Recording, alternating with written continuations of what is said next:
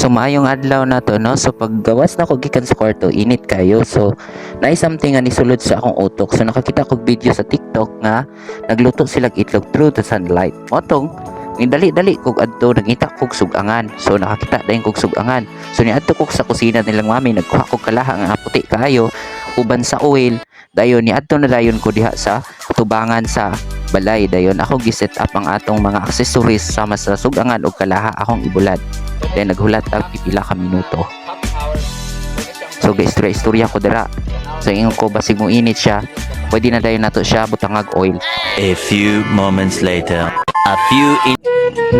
So pagkataon-taon akong gi-check kung init na pa, then giitsa din nila ang oil. So akong gipainit siya. Karon nindot ang flow sa prito na tong itlog nga semi side up. So one eternity later. ug sa diha na ako nang gidala ang itlog kay feel na ko init na gyud kayo ang oil. So pwede na gyud siya mo prito. So mo to gibuak na ko, natagak pa gyud diha ang bayanan. Mekos na yan insan.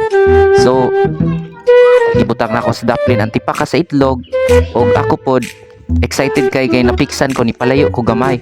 Akong kameraman naklaro iyang anino. So ako nang gimikos no ang itlog. So nagbukal siya atong makita mga kablog, nagbukal jud ang oil. So grabe jud kainit ang panahon. So pwede jud siya magluto og itlog. So for the go ni kamangyan, zero limpyo lang tong kamangyan. Akong tiil ba walang tawa, kulang pa yung hingo ko, pwede himasa.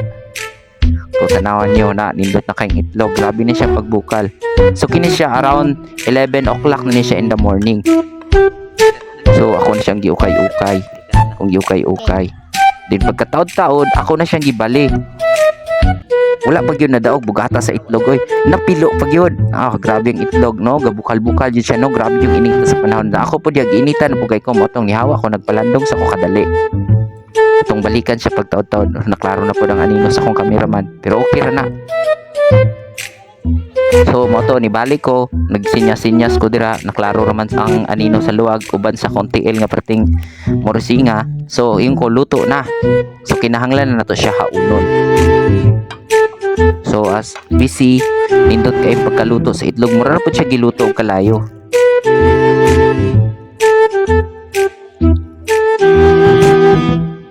So mao na guys no ang itlog. So guys, maluto gyud ay siya guys, pero kinahanglan nato nga maghulat, magpaabot. Doon na tay pasensya sa pagpaabot ba.